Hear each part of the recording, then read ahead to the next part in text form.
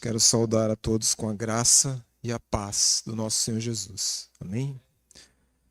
Saúdo também os irmãos que estão em casa. Permitam-me servir um pouquinho de água aqui, porque eu estou sentindo que eu vou precisar. Saúdo também os nossos irmãos que estão assistindo nas suas casas, em outros locais. Que o Senhor esteja com a vida de cada um.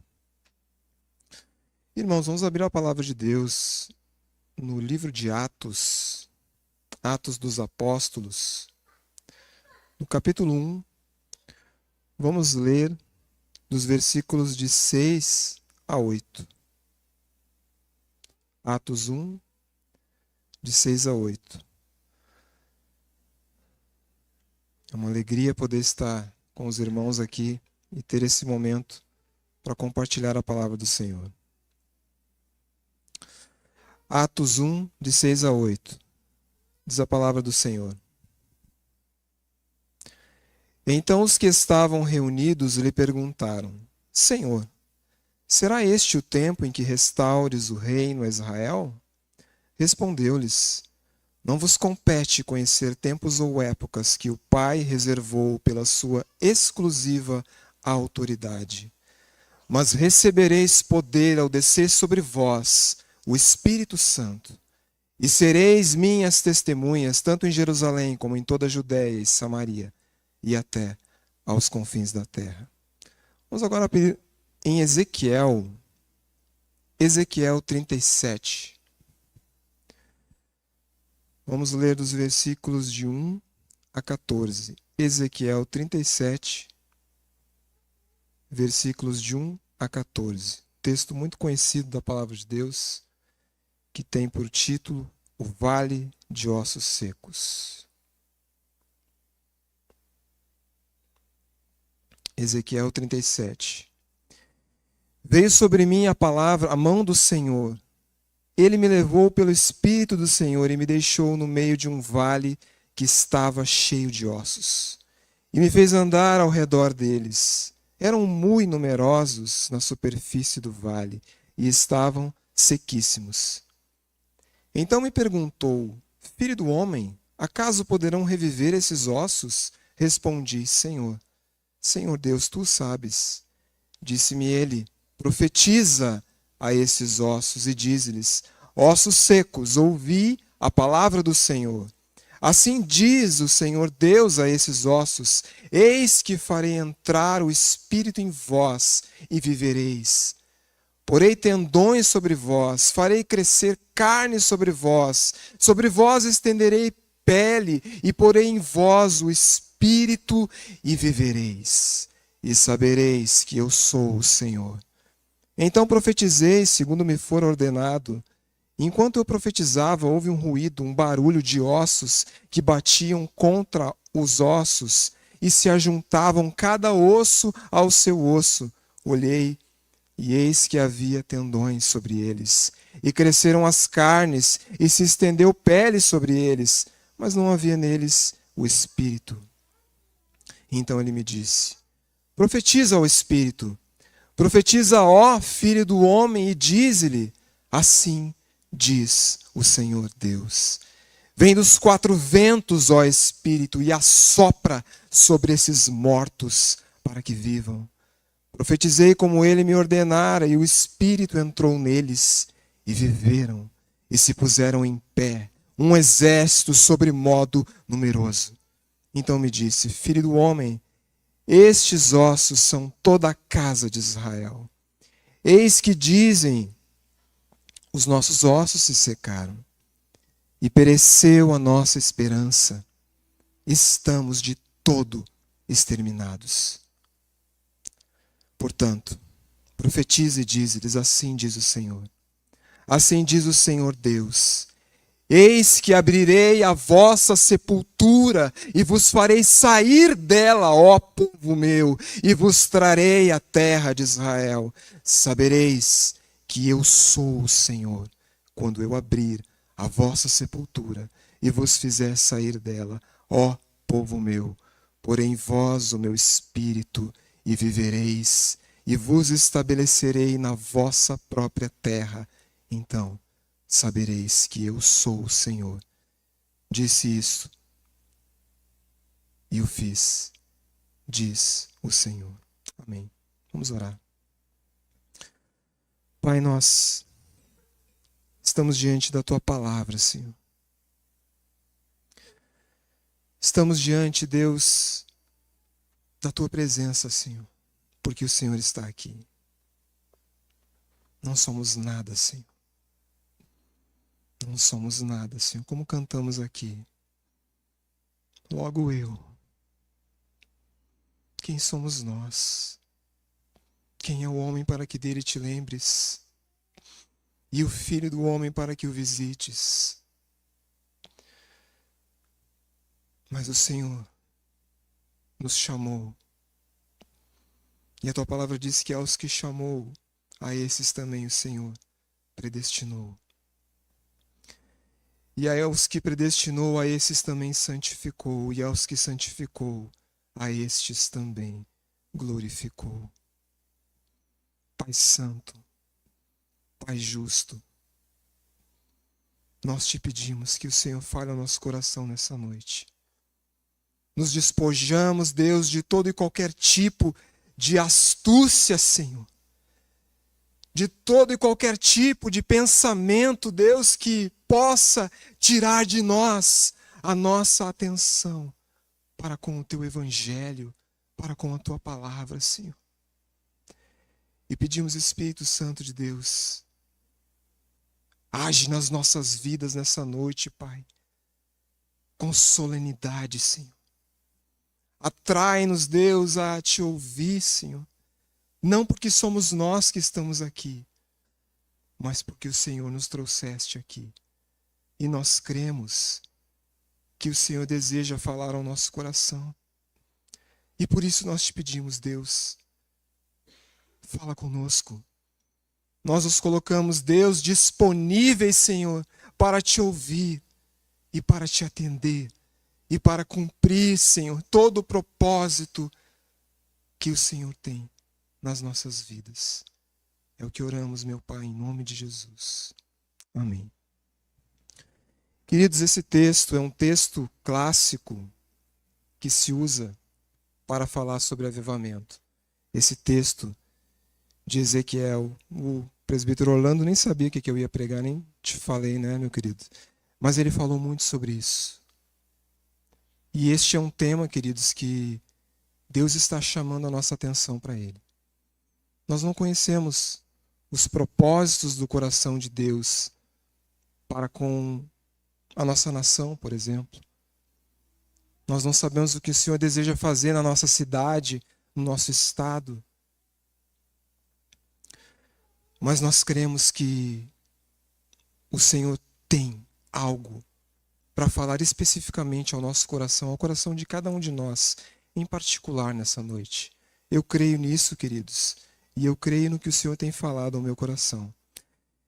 Então, o tema vocês já perceberam, né? Avivamento. A palavra avivamento, ela significa trazer vida, despertar, tirar do sono. O avivamento é, em primeiro lugar, uma obra de Deus. Ninguém pode produzir um avivamento. Não há um ser humano sobre essa terra, querido, que possa produzir um avivamento, que possa evocá-lo, que possa produzi-lo, que possa, de alguma forma, gerar esse avivamento. Não há como. Todo avivamento é produzido por Deus. É Deus quem faz essas coisas. E o avivamento, ele é um método usado por Deus para manter a sua igreja viva e a obra missionária em ação. Então, avivamento tem tudo a ver com evangelização. Tem tudo a ver com missão. Tem tudo a ver com a obra missionária e a proclamação do evangelho. Como nós podemos saber disso? Vocês já vão perceber. Geralmente, Deus traz um avivamento em momentos de declínio espiritual de um local, de uma nação, de qualquer localidade. É exatamente nesses períodos de grandes declínios espirituais onde Deus se levanta dessa forma. Onde Deus levanta o seu povo dessa forma. O avivamento tem como efeito animar os crentes, renovando a fé, restaurando o amor e o compromisso com Deus. Avivamento, querido, como nosso querido presbítero Orlando falou, não é folia, não é histeria coletiva, não é reteté, não é nada disso. O avivamento é algo que acontece dentro de cada um de nós, no nosso interior. Não é feito com data marcada. Não tem como marcar um avivamento. Não tem como prevê-lo. Nós somos surpreendidos por essa obra de Deus. É uma obra de Deus que é soberana e transcendente. É quando o Espírito Santo irrompe em uma congregação. É quando ele desce como labaredas de fogo, quando ele consome um púlpito e todos são afetados, sem exceção. Isso é avivamento, queridos. Não é emocionalismo. Não é, como eu disse, nada que o homem possa produzir.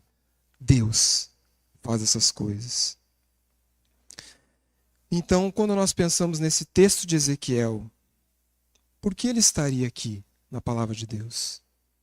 Se ele fosse um texto apenas para a nação de Israel, por que ele está aqui disponível para nós? Com certeza, esse texto diz respeito a nós. Com certeza, Deus quer usá-lo para falar conosco. Esse quadro de Ezequiel, ele é um espelho para os nossos dias. Nós lemos aqui. Deus fala para Ezequiel: Ezequiel, esse vale de ossos secos é toda a casa de Israel. Eles estavam vivendo esse contexto. Era um contexto trágico. Israel estava cativo de Babilônia. E tudo que eles esperavam sobre si mesmos estava completamente destruído. Não havia esperança para Israel. Era um vale, e não simplesmente um vale cheio de mortos, mas o vale estava cheio de ossos e de ossos sequíssimos. Essa era a visão. Então o que Deus faz? Deus chama Ezequiel para essa visão. Ele diz: Ezequiel, vamos andar por esse vale. E Ezequiel começa a caminhar sobre esse vale. E começa a perceber a sequidão dos ossos. E Deus faz uma pergunta para ele, né? Deus diz: Ezequiel, o que você acha? Há como esses ossos voltar a viver? Ezequiel não se atreve a fazer qualquer comentário. Ele simplesmente diz: o Senhor sabe. É o Senhor que sabe. Quando ele diz isso, ele está se rendendo à vontade de Deus. Ele está dizendo: Senhor, o poder pertence a ti. Só o Senhor pode mudar. Só o Senhor pode fazer. Se há esperança, Deus, ela está nas tuas mãos.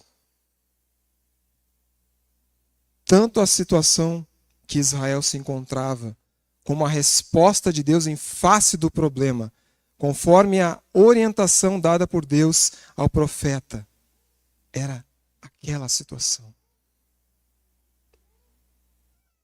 Mas esse quadro, queridos, como eu disse, ele é um espelho para os nossos dias. Nós podemos ver a mesma situação. Se nós olharmos para a nossa nação, se nós olharmos para o mundo, a terra está devastada. De que forma? A terra está cheia de mortos. E não somente de mortos, mas de mortos há bastante tempo. De mortos que estão com seus ossos secos, sequíssimos.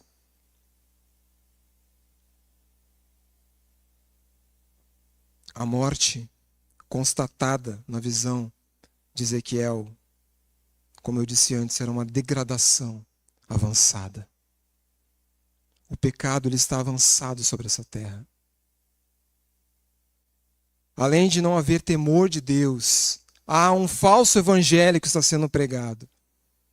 Um evangelho que anestesia as pessoas e as permite ir para o inferno anestesiadas, sem sentir nada, sem perceber nada, sem achar que alguma coisa está errada na vida dela. Por quê? Porque não se fala de pecado. Não se fala de pecado. Se fala do quê? Da bênção.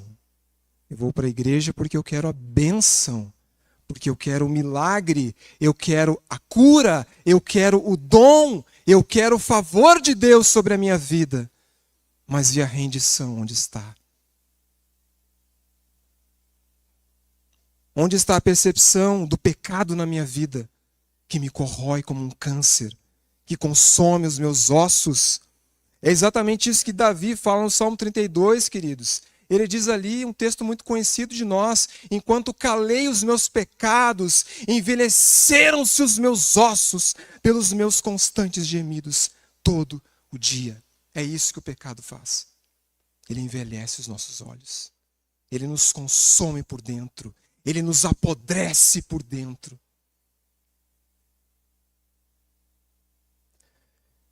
E quando Israel ele olhava para essa sua condição, ele não via uma luz no fim do túnel. Da mesma forma, nós não podemos ver também.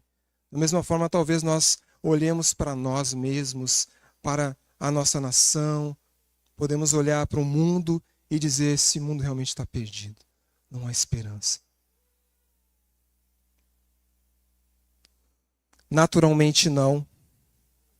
Naturalmente não, como vale de ossos secos. Ezequiel percebe a gravidade e ele diz: Senhor, é o Senhor que sabe. Paulo vai dizer aos Efésios, no capítulo 2, que nós estávamos mortos nos nossos delitos e pecados e ele nos deu vida. Não havia esperança para nós, queridos. Não havia bondade em nós, como a nossa sensacional doutrina, né? Depravação total. Não havia nenhum tipo de bondade no meu coração, até que Ele, com a sua graça irresistível, me tocasse, te convencesse do pecado, da justiça e do juízo. No entanto, Deus aqui quer que Ezequiel participe da obra que ele está prestes a fazer. Ele diz: o que você acha, Ezequiel? Há esperança? Ezequiel diz: não sei, o Senhor que sabe. Mas ele diz: Ezequiel, comece a profetizar. Ezequiel, comece a se mover de acordo com o que eu estou te direcionando. E ele diz: profetiza a esses ossos para que vivam. Antes de mais nada, queridos, profetizar não é predizer o futuro, tá? Não é tentar adivinhar qualquer coisa acerca de qualquer pessoa. Profetizar é proclamar a palavra do Senhor.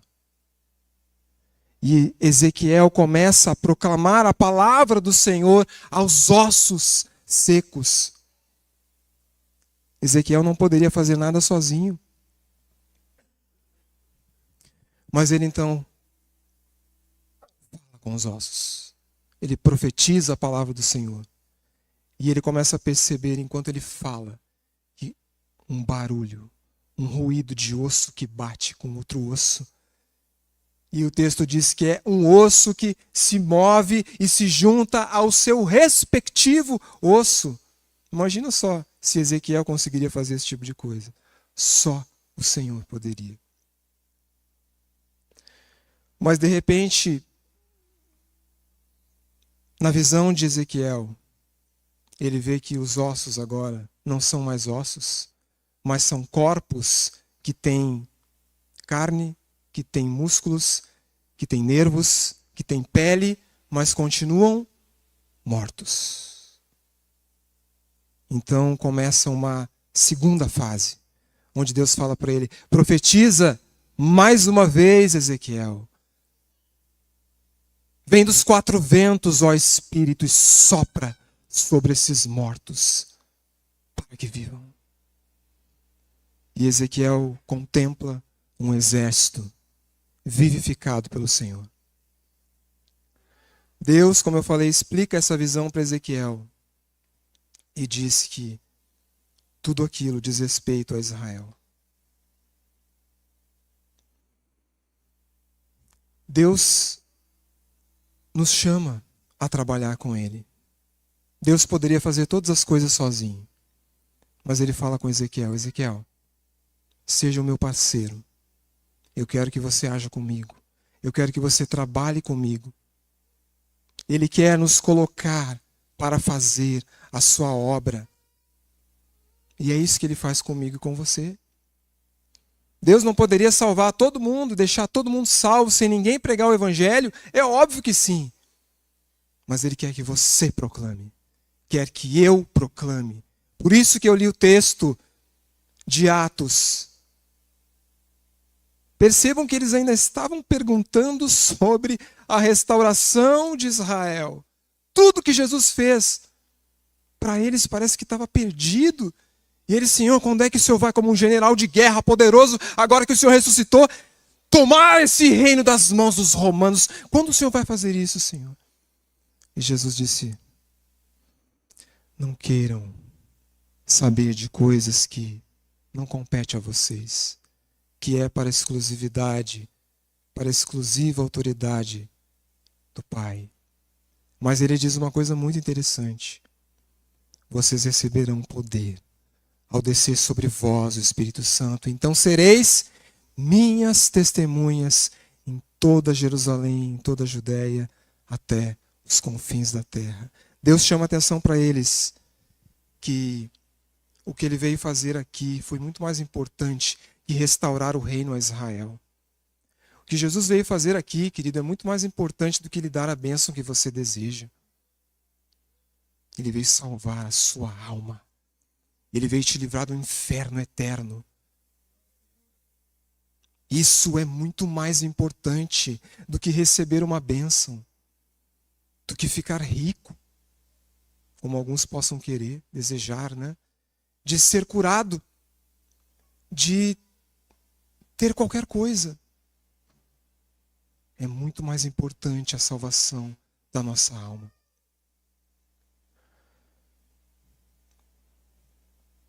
João, no capítulo 15, vai dizer que não fomos nós que escolhemos o Senhor, mas Ele nos escolheu.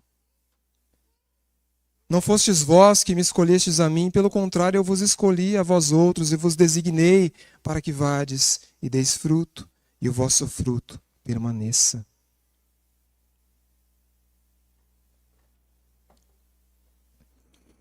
Ele te escolheu para que você participe com Ele dessa obra. Paulo vai dizer aos Coríntios, no capítulo 5, no verso 20, de sorte que somos embaixadores em nome de Cristo, como se Deus exortasse por nosso intermédio. Veja isso, que tremendo, queridos. Um embaixador, ele é um representante máximo do chefe de um estado junto a outro estado. Já parou para pensar que você nessa terra, neste reino, representa um reino celestial, um reino eterno? É isso que Paulo está dizendo aqui. É um emissário, um mensageiro, um representante de um domínio. Assim como Ezequiel estava diante de uma tragédia como nação de Israel, nós estamos hoje em uma tragédia espiritual nesse mundo inteiro. Esse mundo jaz no maligno. Esse mundo serve a Satanás. E se você não se cuidar, ele vai tentar te puxar para a mesma servidão. O que a palavra de Deus nos diz? Que há uma tentativa de enganar, se possível, os próprios eleitos. Há uma tentativa, querido. A palavra diz que o diabo ele está ao nosso derredor, rugindo como um leão, pronto para nos devorar. Resistir firmes na fé. De que forma Satanás pode te devorar? Através do pecado. É aquele pecado que tenazmente nos assedia, que tenta nos tirar da carreira proposta pelo Senhor a nós, como nós trabalhamos aqui tanto nesse assunto na vigília. É através do pecado. O mundo vive uma apostasia, queridos. Quando eu me converti há 30 e poucos anos atrás, eu ouvia muito falar de apostasia. E de que o mundo entraria em uma apostasia mais severa em poucos anos. Eu não pensei que a situação fosse tão grave como nós estamos vivendo. Nós precisamos urgentemente de avivamento, queridos. Nós precisamos de avivamento. Avivamento diz respeito a arrependimento. É como disse, é lá dentro. É aquela contrição que te rasga por dentro, que te convence do pecado e que te diz insistentemente, você precisa ser diferente. Lembra quando Natan chega para Davi e bota o dedo na cara dele e diz, tu és o homem que tu deseja matar. Lembra da reação dele? Ele não mandou prendê-lo, como outros reis fizeram com seus profetas. Ele não encarcerou Natan, mas ele abaixou a sua cabeça e escreveu o Salmo 51. E no versículo 17 ele diz assim, antes ele já havia dito, pequei contra ti somente, e fiz o que é mal perante os teus olhos. No 17 ele fala assim, sacrifícios agradáveis a Deus são um espírito quebrantado, um coração compungido e contrito. Não o desprezarás, ó Deus. Se há alguma coisa que pode mover o coração de Deus para com você, querido, é o arrependimento, é a contrição, é aquela dor, aquele amargo que desce como fel na sua garganta e te faz desejar não ter cometido o que você cometeu. Isso é arrependimento. Jó vai dizer no capítulo 35, no versículo 13, só gritos vazios Deus não ouvirá, nem atentará para eles o Todo-Poderoso. Não adianta gritar. Não adianta se contorcer. Não adianta fazer piruetas para chamar a atenção de Deus. É arrependimento. É contrição, é aquela dor no seu coração. O arrependimento vem da raiz, é uma palavra que vem da raiz da palavra metanoia, que significa mudança essencial de pensamento e de caráter. É algo que acontece lá dentro. Diferente da palavra metamorfose, que é uma mudança externa, né? Que é o que acontece com a borboleta, mas por dentro ela continua sendo a mesma lagarta. É só por fora. Metanoia é por dentro. E começa a aparecer depois. Podemos traçar um paralelo entre Judas e Pedro, né? A palavra diz que Judas teve remorso e Pedro se arrependeu. Judas pensou assim, trair sangue inocente, mas eu tinha que fazer isso. Pedro se arrependeu.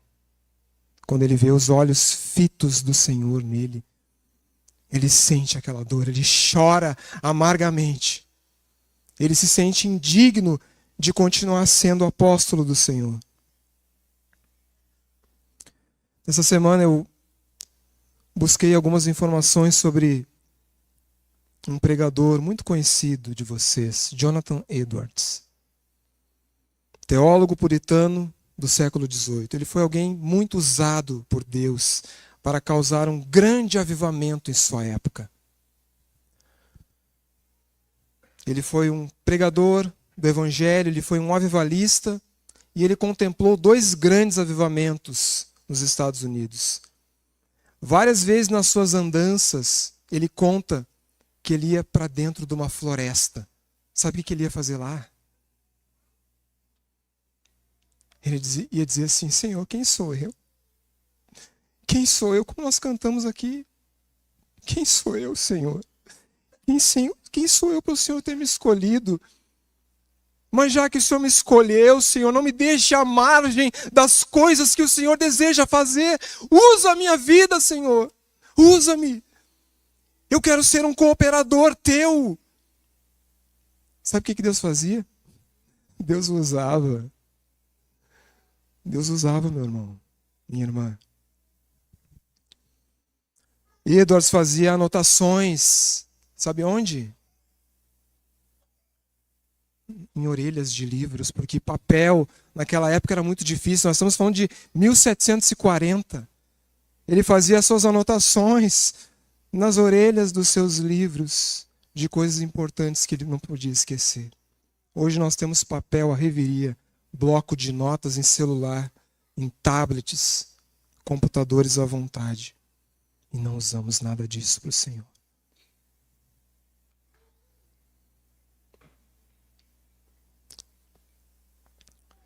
Jonathan Edwards temia ser um hipócrita diante de Deus. Ele temia muito isso. Ele queria ser envolvido pelo Senhor na sua obra. Em seu sermão, Pecadores nas Mãos de um Deus Irado, Edwards, após ter ficado 3 dias e 3 noites sem comer e sem dormir, começa a pregar. Sabe como que ele pregava? Muito diferente de George Whitefield, que tinha uma grande eloquência e uma homilética incrível. A história diz que Edwards, ele se encostava na tribuna com uma mão, com a outra mão ele segurava o seu script e lia com voz monótona. Se vocês não estão lembrados ou nunca ouviram falar nisso, eu quero colocar algumas coisas que aconteceram.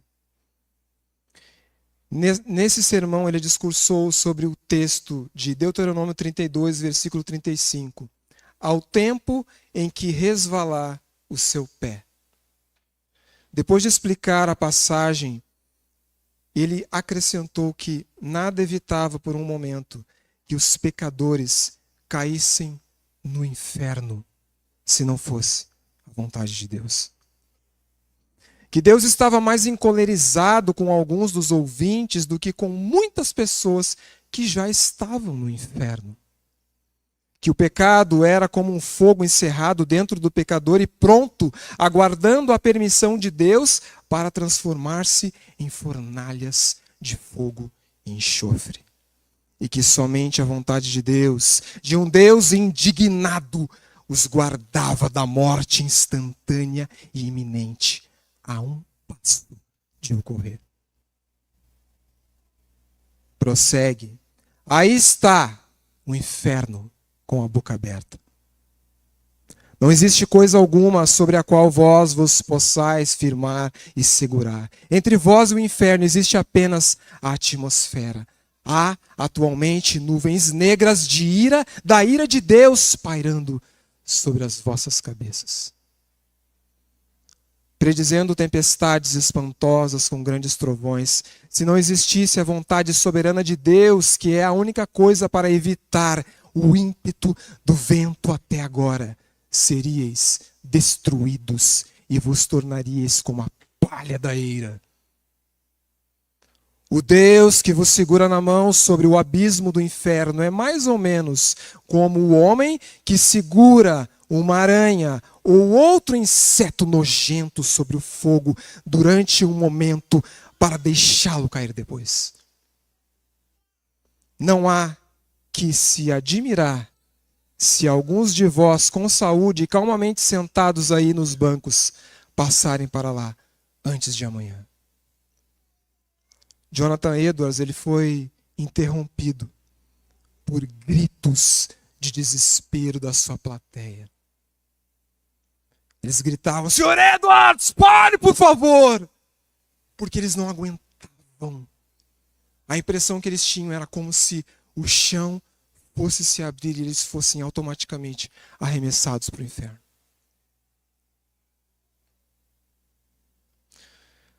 Como eu posso, querido, instrumentalizar um sermão desses na minha vida? Qual a aplicabilidade que eu posso trazer? É Deus quem nos atrai para buscá-lo. Se você está sentindo o seu coração aí compungido, não é um avivamento que você produziu. Não é um avivamento que eu produzi. Mas Deus está te chamando. Deus está te movendo. Prestem bem atenção nas coisas faladas. Avivamento não é histeria coletiva. Não é ficar horas e horas balbuciando palavras em línguas estranhas. Não é ficar pulando, correndo, gritando. Não é nada disso. Avivamento é aqui dentro. Avivamento é lá dentro. A busca de Deus, ela produz arrependimento. Arrependimento é a marca do avivamento. Avivamento produz evangelização. É por isso que em Atos 2, onde nós cremos que foi o maior de todos os avivamentos, né? Pedro, ao pregar, são convertidos mais de 3.000 almas ao Senhor. A minha pergunta que eu faço para cada um de nós nessa noite: como eu quero ser conhecido? Como você quer ser conhecido? Qual o legado que você quer produzir nessa terra? Sabe o que eu gostaria, meu irmão? Eu gostaria que depois que eu morresse, da mesma forma que lá em Gênesis 5:24 fala de Enoque e diz que Enoque andou com Deus. Como eu gostaria que alguém falasse de mim: ele andou com o Senhor. Ele era amigo de Deus. Ele produziu algo com Deus. Ele foi, de algum modo, parceiro desse Deus que ele professava. Talvez essa pregação possa parecer para você apenas emoção. Se for assim, está tudo certo.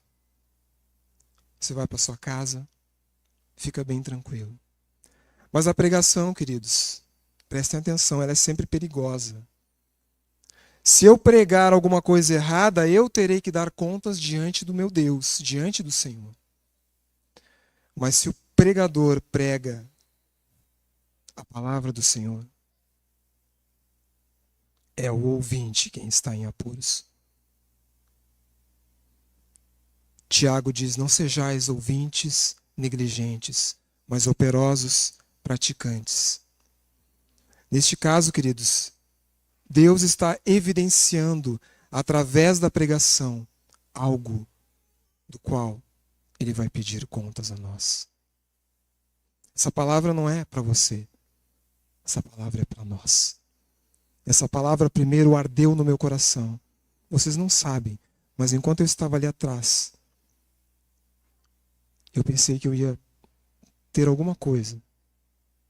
Eu pensei que alguma coisa ia acontecer comigo, humanamente falando. Sei que eu ia passar mal.